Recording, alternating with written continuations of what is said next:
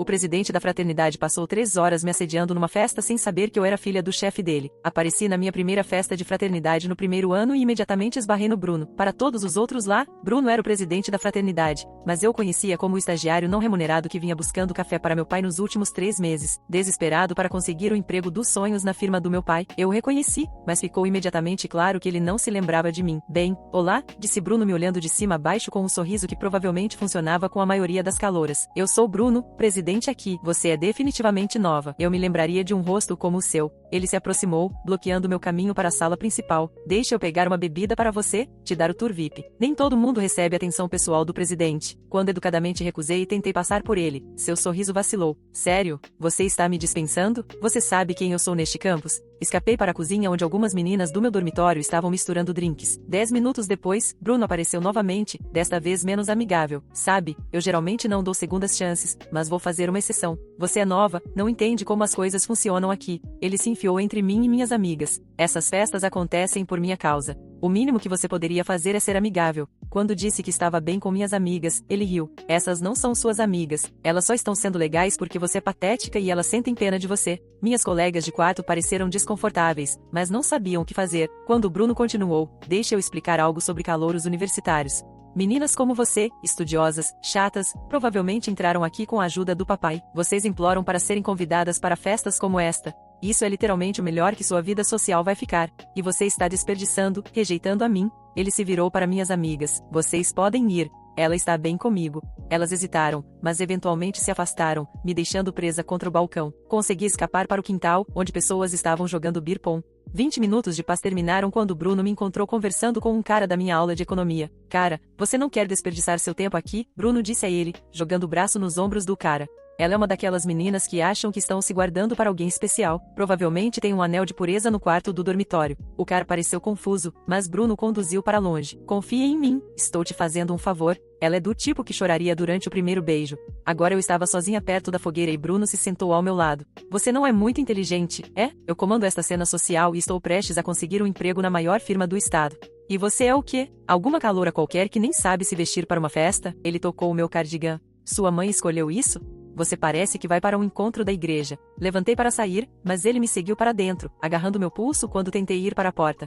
Para onde você vai? Só estamos conversando. Seu aperto estava forte o suficiente para doer. Sabe qual é seu problema? Você pensa que é especial, mas eu vejo 20 como você todo ano. Calouras tensas que pensam que são boas demais. A festa estava ficando mais cheia e barulhenta, tornando mais difícil sair. Bruno me puxou para um canto perto da escada, usando seu corpo para me bloquear. Vou te dar mais uma chance de ser legal com isso. Beba comigo. Relaxe. Pare de agir como se eu fosse algum nojento quando sou literalmente a melhor coisa nesta festa. Quando tentei me abaixar sobre seu braço, ele bateu a mão contra a parede. Estou falando com você. Você sabe quantas meninas matariam para ter minha atenção? Seus irmãos da fraternidade passaram e ele gritou para eles. Caras, olhem isso. A Virgem Caloura é boa demais para nós. Eles riram e formaram um semicírculo, tornando impossível sair. Ela provavelmente pensa que vai casar com algum cara legal do grupo de estudos, disse um. Bruno assentiu. Ela não percebe que caras legais não querem meninas tensas que nem conseguem lidar com uma festa. Você vai ficar sozinha para sempre. Finalmente empurrei através deles e corri escada acima, procurando um banheiro para me trancar. Bruno me seguiu segurando a porta antes que eu pudesse fechá-la. Você está se escondendo de mim na minha própria casa? Ele forçou a entrada. Você é patética, chorando porque um cara tentou ser legal com você. É por isso que você nunca vai importar para ninguém.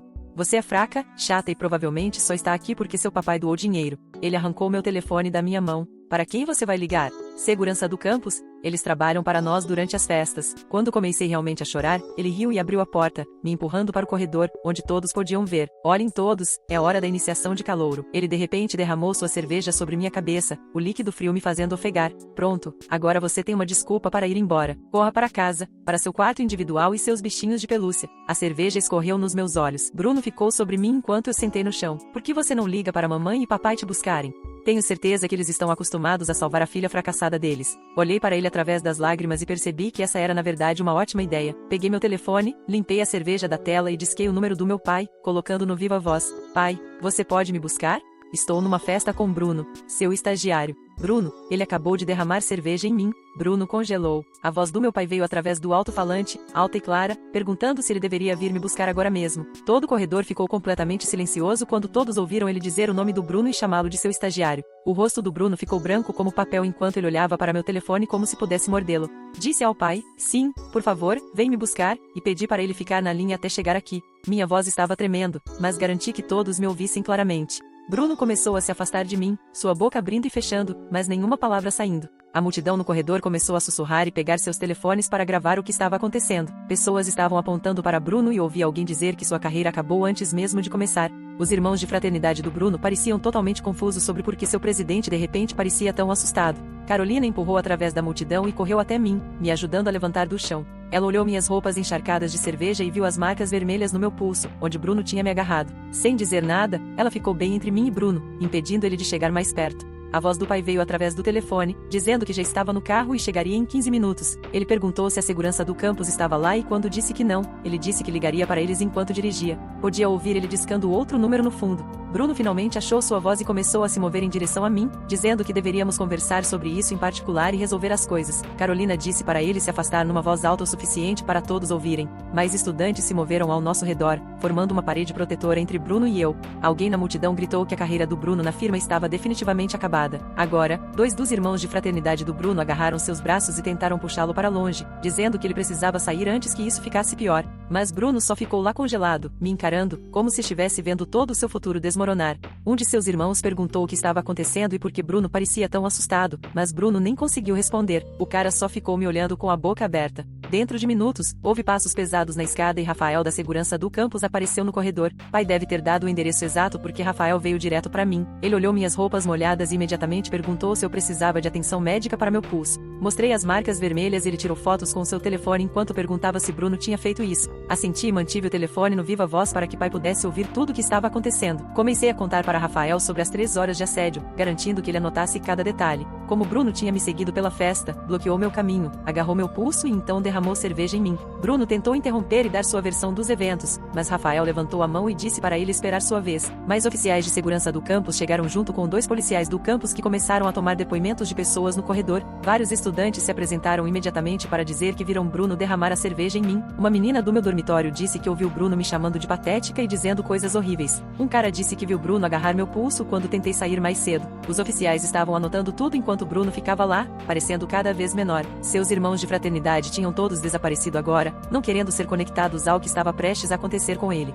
Carolina ficou bem ao meu lado o tempo todo, segurando minha mão enquanto eu falava com os oficiais. Pai ficou no telefone, ocasionalmente fazendo perguntas para garantir que eu estava bem e que os oficiais estavam fazendo seu trabalho. Eu podia ouvir o motor do carro e sabia que ele estava dirigindo rápido para chegar até mim. O oficial da polícia do campus perguntou se eu queria fazer uma queixa formal e pressionar por acusações de agressão. Antes que eu pudesse responder, a voz do pai veio através do alto-falante, me dizendo para não tomar decisões até ele chegar. Os olhos do Bruno ficaram ainda maiores quando ouviu isso, provavelmente percebendo que isso não ia simplesmente desaparecer. O oficial me deu um cartão com um número de incidente e disse que poderíamos decidir sobre acusações depois. Rafael pediu a identidade do Bruno e começou a escrever seu próprio relatório sobre o que havia observado. As mãos do Bruno estavam tremendo quando ele puxou a carteira. Mais e mais estudantes estavam se reunindo no corredor e podia ver várias pessoas já postando nas redes sociais. Alguém disse que o presidente da fraternidade agredindo uma caloura estaria por todo o campus pela manhã. Bruno continuava me olhando como se quisesse dizer algo, mas os oficiais mandaram ele ficar quieto. Eles nos separaram, movendo Bruno pelo corredor enquanto fiquei com Carolina e Rafael. Ainda podia sentir a cerveja pingando do meu cabelo e meu pulso estava começando a latejar onde ele havia me agarrado. Carolina encontrou toalhas de papel do banheiro e me ajudou a limpar o rosto enquanto esperávamos pelo pai. Todo o corredor cheirava a cerveja e eu só queria sair dali e tomar um banho. Finalmente ouvi a voz do pai pessoalmente enquanto subia a escada e nunca fiquei tão feliz em vê-lo. O rosto do pai estava com um tipo de raiva que nunca tinha visto antes. Sua mandíbula tensa enquanto absorvia meu cabelo encharcado de cerveja e como eu estava sentada no chão. Ele me ajudou a levantar e verificou o meu pulso onde Bruno tinha me agarrado, a pele já ficando roxa. Os oficiais da polícia do campus estavam pedindo para todos ficarem enquanto tomavam depoimentos. E pai disse numa voz calma, mas assustadora, que ele era o empregador do Bruno em seu escritório de advocacia. Todo o corpo do Bruno ficou rígido quando o pai disse que o estágio do Bruno estava terminado imediatamente, sem discussão necessária. A cor saiu do rosto do Bruno e ele começou a gaguejar sobre como tudo isso era um grande mal-entendido, como ele não sabia quem eu era, como estava só brincando. Pai se virou para ele e disse que assédio estava errado, não importa quem fosse a vítima. e o fato de Bruno pensar que teria sido ok se eu não fosse sua filha tornava pior. Os oficiais começaram a tirar fotos do meu pulso machucado e minhas roupas encharcadas de cerveja, perguntando se eu queria pressionar por acusações de agressão. Eu disse que precisava de tempo para pensar e eles me deram um cartão com um número de incidente escrito nele. Carolina estava juntando minha bolsa e cardigan de onde eu havia deixado cair, enquanto 2 oficiais levaram Bruno de lado para questioná-lo sobre agarrar meu pulso e derramar cerveja em mim. Seus irmãos de fraternidade tinham todos sumido, provavelmente não querendo ser conectados ao que estava prestes a acontecer com seu presidente. Pai manteve a mão no meu ombro enquanto descemos as escadas e saímos para o carro. Carolina nos seguindo e dizendo que dirigiria atrás de nós para garantir que chegássemos em casa seguros. No segundo que entrei no carro do pai e a porta fechou, tudo me atingiu de uma vez e comecei a soluçar, todo o meu corpo tremendo do que tinha acabado de acontecer. Pai estendeu a mão e apertou a minha, me dizendo que nada disso era minha culpa e que Bruno enfrentaria cada consequência que viesse para ele. Entramos na nossa garagem e Carolina estacionou atrás de nós, nos seguindo para dentro, onde fui direto para o banheiro tomar banho. Fiquei sob a água quente, porque pareceu uma eternidade, tentando tirar o cheiro de cerveja do meu cabelo, enquanto podia ouvir Carolina na cozinha fazendo chá. Através da porta do banheiro, podia ouvir pai no telefone com alguém chamado Rodrigo Silva, que eu sabia ser o sócio-gerente de sua firma. Pai estava explicando o que havia acontecido na festa e formalmente pedindo que o estágio do Bruno fosse terminado imediatamente, sem chance de emprego futuro. Depois do banho, coloquei pijamas e encontrei Carolina esperando no meu quarto com o chá e alguns biscoitos que ela encontrou na despensa. Ela passou a noite e passamos horas documentando tudo, tirando mais fotos do meu pulso, que agora estava roxo escuro, salvando todas as mensagens que eu tinha enviado para ela durante a festa quando estava tentando fugir do Bruno. Escrevemos uma linha do tempo de tudo o que havia acontecido desde quando Bruno primeiro me abordou até pai chegar. Carolina mencionou que conhecia pelo menos 2 outras meninas que Bruno havia encurralado em festas. Meninas que poderiam estar dispostas a falar sobre suas experiências também. Na manhã seguinte, acordei com o meu telefone tocando com dezenas de mensagens de pessoas que estavam na festa, algumas perguntando se eu estava bem, outras só queriam detalhes sobre o que aconteceu e algumas estavam bravas que a fraternidade poderia ter problemas por minha causa. Carolina me ajudou a deletar a maioria sem ler, só respondendo aos meus amigos de verdade que estavam genuinamente preocupados comigo. Pai havia tirado o dia de folga e estava na cozinha fazendo panquecas quando descemos, agindo como se isso fosse totalmente normal, mesmo que ele nunca cozinhasse. Enquanto comíamos, ele explicou minhas opções de uma maneira realmente calma, dizendo que eu poderia pressionar por acusações criminais, registrar uma queixa na universidade ou fazer ambos. Continuava dizendo que era completamente minha escolha e ele apoiaria qualquer decisão, mas podia ver que queria que Bruno enfrentasse consequências reais. O telefone tocou enquanto estávamos limpando e era Rodrigo Silva ligando para confirmar que o estágio do Bruno havia sido terminado naquela manhã. Ele também mencionou que Bruno já estava em gelo fino porque várias funcionárias haviam reclamado sobre ele, fazendo elas se sentirem desconfortáveis, pedindo seus números e ficando muito perto durante reuniões. Rodrigo disse que Bruno estava agora banido da propriedade da firma e seu cartão de acesso havia sido desativado e se tentasse ir ao prédio, a segurança o removeria. Pai o agradeceu e desligou. Então me olhou e perguntou o que eu queria fazer em seguida. 3 dias depois, disse ao pai que queria reportar tudo à universidade e ele levou Carolina e eu ao campus para o compromisso de título 9 que ele já havia agendado. O escritório ficava no 3º andar do prédio administrativo e Iris Garcia estava esperando com uma pilha de formulários e panfletos espalhados na mesa. Ela me fez passar por tudo o que aconteceu na festa enquanto digitava notas no computador, fazendo perguntas específicas sobre horários e testemunhas e se eu tinha alguma evidência. Carolina mostrou as mensagens que eu tinha enviado durante a festa e as fotos do meu pulso machucado e Iris imprimiu tudo para o arquivo. Ela explicou como a investigação funcionaria, que eles entrevistariam Bruno e quaisquer testemunhas que pudéssemos nomear, e que o processo geralmente levava cerca de 60 dias, mas poderia ser mais longo. Ela me deu uma ordem de não contato que já havia preenchido, dizendo que Bruno não poderia me abordar em qualquer lugar do campus, não poderia enviar mensagens, ligar ou me mandar e-mail e, se violasse, enfrentaria suspensão imediata. A ordem entrou em vigor naquele dia e a segurança do campus seria notificada dentro de 1 hora. Passamos 2 horas no escritório passando pelos meus direitos como denunciante, os possíveis resultados variando de advertências à expulsão e como eu poderia ter uma pessoa de apoio em qualquer reunião. Quando saímos, tinha uma pasta cheia de recursos e o número direto da Iris programado no meu telefone. A notícia se espalhou pelo campus mais rápido que esperava e, pela manhã de segunda, todos pareciam saber o que havia acontecido na festa. Entrando no refeitório para o café da manhã, podia sentir pessoas olhando e ouvir sussurros me seguindo até a estação de cereais. Carolina ficou bem ao meu lado, lançando olhares para qualquer um que olhasse muito tempo, e encontramos uma mesa no canto onde pudemos comer sem sentir como se estivéssemos em exibição. Algumas pessoas com quem nunca havia conversado vieram dizer que sentiam muito pelo que aconteceu, enquanto outras só apontavam e sussurravam para seus amigos. Na minha aula de psicologia naquela tarde, pessoas continuavam se virando para me olhar e o professor teve que pedir para todos olharem para frente 2 vezes. Entre as aulas, recebi uma notificação de e-mail de um endereço que não reconhecia e pai me ligou imediatamente para dizer que o advogado do Bruno havia enviado algo, mas nosso advogado cuidaria disso, então eu não precisava ler. Ele disse que era Bruno tentando se desculpar e me pedindo para não buscar acusações porque arruinaria seu futuro, o que pai chamou de lixo manipulativo, que adicionaríamos ao nosso arquivo de evidências. O advogado já havia redigido uma resposta de cessar e desistir, lembrando Bruno sobre a ordem de não contato. Na mesma semana, 3 meninas diferentes me mandaram mensagem no Instagram dizendo que tiveram experiências similares com o Bruno em outras festas. Uma segunda descreveu como ele a encurralou no porão durante o fim de semana de volta às aulas. Outra caloura disse que ele a agarrou no mixer e não soltou até seu namorado aparecer. E uma terceira anista me contou sobre Bruno a seguindo até seu carro depois que ela o rejeitou numa festa ano passado. Nos encontramos no café do campus e elas concordaram em falar com Iris juntas. Então marquei outro compromisso e todas fomos ao escritório de título 9.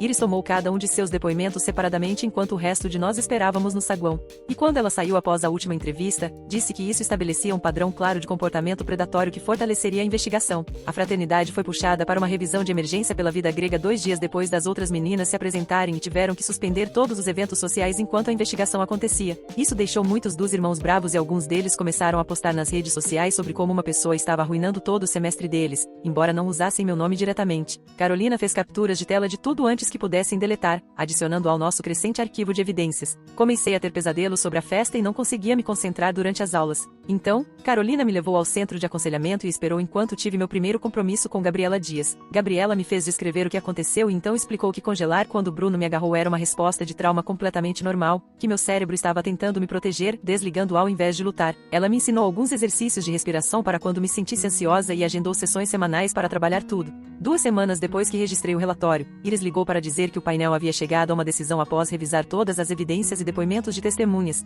Bruno foi considerado responsável por agressão, assédio e criar um ambiente hostil, e o painel votou para suspendê-lo por 2 anos com uma proibição permanente da propriedade do campus. A decisão estaria no seu histórico se tentasse transferir e ele tinha 10 dias para apelar. Seus pais contrataram algum advogado caro da cidade para lutar contra a suspensão, mas Iris disse que, com 4 vítimas dando depoimentos consistentes e múltiplas testemunhas da festa, o apelo provavelmente não mudaria nada. O advogado aparentemente disse aos pais do Bruno para aceitar a punição e focar no controle de danos ao invés de piorar as coisas com um apelo longo. Meus professores haviam sido notificados sobre a situação através do escritório do reitor de estudantes e trabalharam comigo em extensões para trabalhos e mudaram minha sessão de discussão de economia para um horário diferente para que eu não tivesse que ver a cadeira vazia do Bruno 3 vezes por semana. 3 dias depois, o escritório do promotor distrital ligou para meu celular enquanto almoçava com Carolina no refeitório. A promotora disse que haviam revisado o relatório policial e depoimentos de testemunhas e queriam se encontrar sobre pressionar por acusações de agressão contra Bruno. Marquei um compromisso para a tarde seguinte e trouxe pai e Gabriela comigo ao tribunal no centro da cidade. A promotora espalhou fotos do meu pulso machucado na mesa e explicou que com múltiplas testemunhas e agressão com cerveja em vídeo do telefone de alguém, eles tinham um caso forte. Ela disse que Bruno poderia enfrentar até 1 ano de prisão se condenado, mas provavelmente receberia liberdade condicional como primeira ofensa.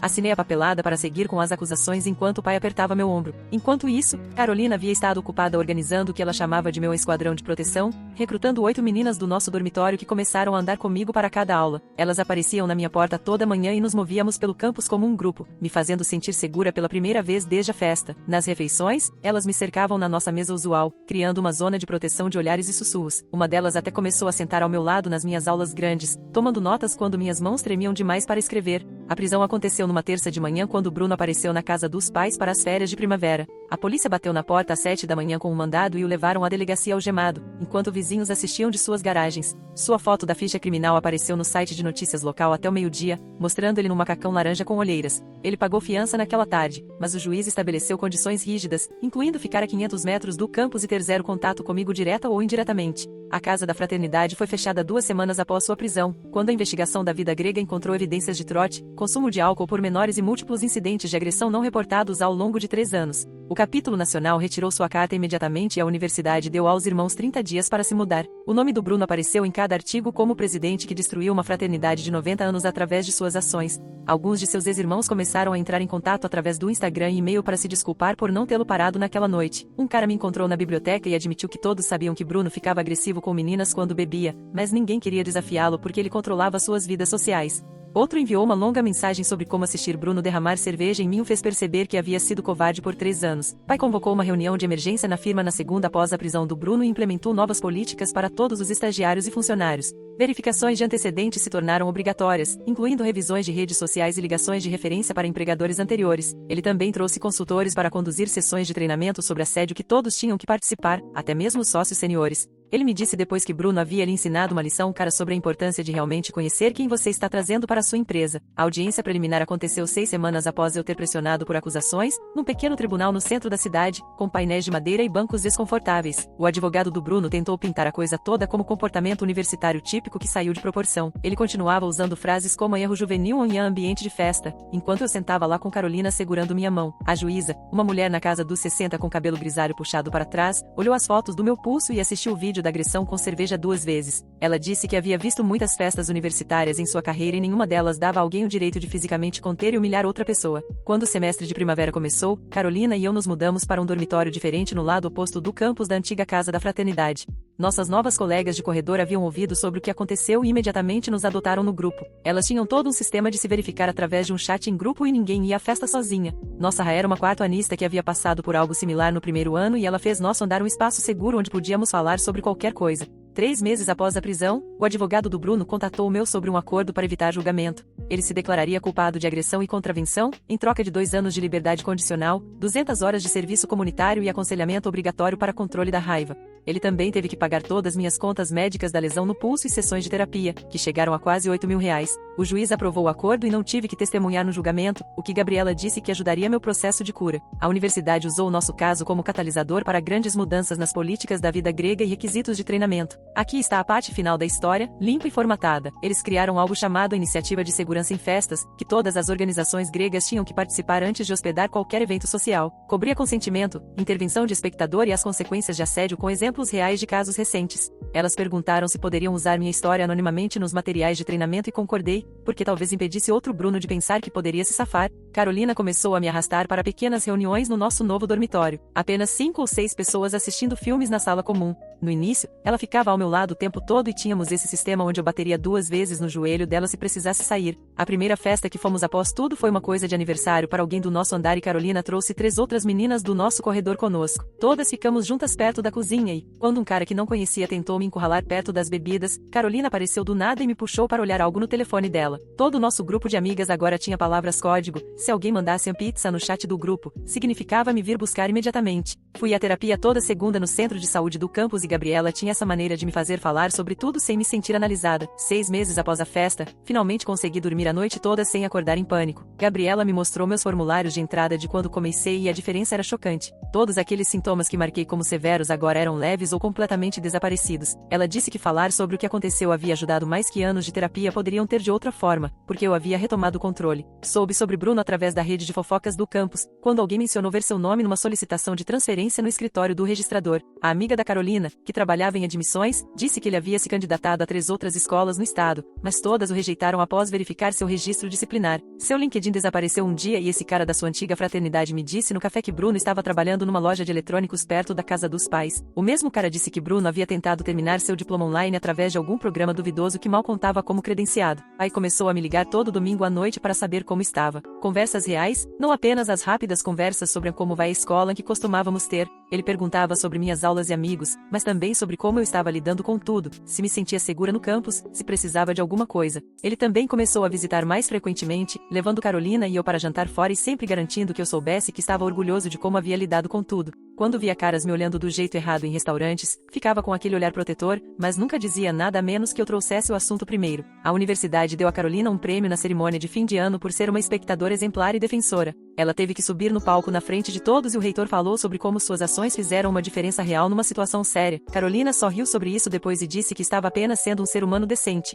mas sabia quanto ela havia feito por mim nesses meses. Mudei meu curso principal para pré-direito depois de assistir uma das apresentações da Iris sobre defesa de vítimas e perceber que era isso que queria fazer com minha vida. Minhas notas foram de a mal passando para a lista do reitor, porque realmente me importava com o que estava estudando agora. Os professores do Departamento de Estudos Jurídicos eram, na maioria, ex-promotores e advogados de defesa que tinham histórias reais sobre ajudar pessoas a navegar o sistema. Eles usavam exemplos de casos reais e eu ficava lá tomando notas, pensando em como poderia ajudar alguém passando pelo que passei.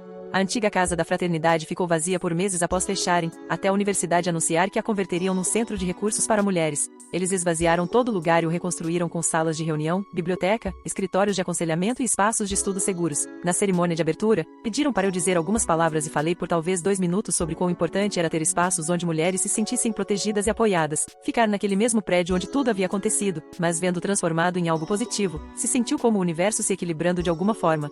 Esse cara, que havia sido um dos irmãos de fraternidade do Bruno, veio até mim fora da biblioteca um dia, parecendo realmente desconfortável. Ele disse que testemunhar na audiência do Bruno fez perceber quão problemático seu próprio comportamento havia sido em festas e com meninas em geral. Ele havia começado a fazer terapia e estava fazendo trabalho voluntário com o programa de prevenção do campus, ensinando outros caras sobre consentimento e respeito. Ele me agradeceu por falar, porque havia aberto seus olhos para coisas que estava ignorando ou participando sem pensar. Havia esse cara no meu grupo de estudo de direito constitucional que sempre guardava um lugar para mim e trazia marca-textos extras porque sempre esquecia os meus. Ele nunca pressionava ou tornava as coisas estranhas. Era apenas consistentemente gentil e paciente, mesmo quando eu me encolhia com movimentos súbitos ou precisava sentar perto da porta. Carolina o encontrou para café 3 vezes antes de declarar que ele passou no teste dela e, quando finalmente me convidou para jantar fora do campus, realmente disse, sim. Fomos a esse lugar italiano e conversamos sobre aplicações para a faculdade de Direito e ele não tentou me beijar ou nem segurar minha mão. Só me acompanhou de volta ao dormitório e disse que teve um ótimo tempo. Carolina estava esperando no meu quarto e quando contei sobre o encontro, ela disse que era a primeira vez que me via realmente sorrir em meses.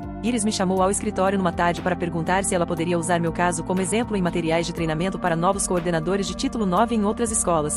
Ela disse que a maneira como tudo foi documentado e tratado poderia mostrar a outros como apoiar adequadamente os sobreviventes e tomar ação rápida. Ela prometeu remover detalhes identificadores, mas queria incluir a linha do tempo e a coordenação entre diferentes escritórios. Assinei os formulários de permissão, me sentindo como talvez algo bom pudesse vir de tudo isso se ajudasse mesmo uma outra pessoa a obter o apoio que precisava. 3 semanas depois, um envelope grosso chegou de um escritório de advocacia que não reconhecia, e quando abri, havia uma carta dos pais do Bruno, dizendo que haviam sido cegos aos padrões de comportamento do filho e estavam estabelecendo um fundo para programas de prevenção de agressão no campus. O cheque anexado era de R$50 mil, feito para a nova iniciativa de segurança da universidade, e eles pediram que eu fosse informada, mas não contatada mais sobre isso. Carolina estava sentada ao meu lado quando li e ela pegou a carta para ler ela mesma, então disse que provavelmente estavam tentando evitar um processo civil, mas pelo menos o dinheiro ajudaria outros estudantes. Naquela mesma tarde, Iris ligou para me contar sobre uma oportunidade de estágio de verão numa firma especializada em defesa de vítimas e casos de agressão no campus e perguntou se eu queria que ela me recomendasse. Preenchi a aplicação naquela noite e 2 semanas depois consegui uma entrevista onde sócios perguntaram sobre minha experiência e como eu queria ajudar outros sobreviventes a navegar o sistema legal. Eles me ofereceram a posição na hora e disseram que haviam acompanhado o meu caso e ficaram impressionados com como lidei com tudo.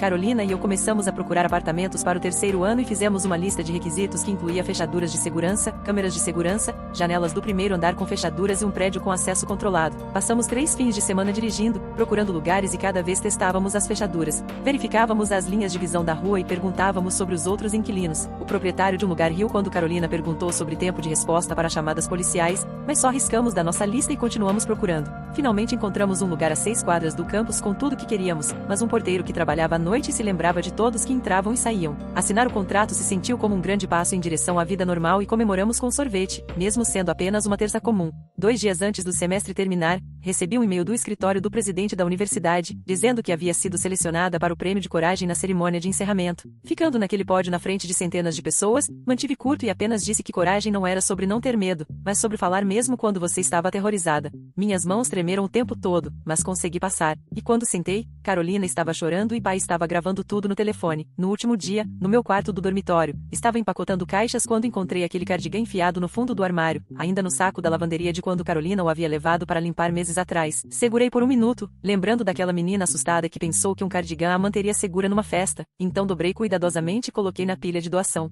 Carolina me ajudou a carregar as caixas para o carro do pai e, quando carregamos tudo, olhei de volta para o dormitório, onde tudo havia começado, e me senti pronta para seguir em frente. O centro de doação estava no nosso caminho para casa e quando entreguei a sacola com o cardigã, a voluntária sorriu e disse que faria alguém muito feliz. Obrigada por ficarem comigo através de todas minhas perguntas e reflexões. É sempre tão interessante explorar essas coisas juntos. Até nos encontrarmos novamente. Cuidem-se.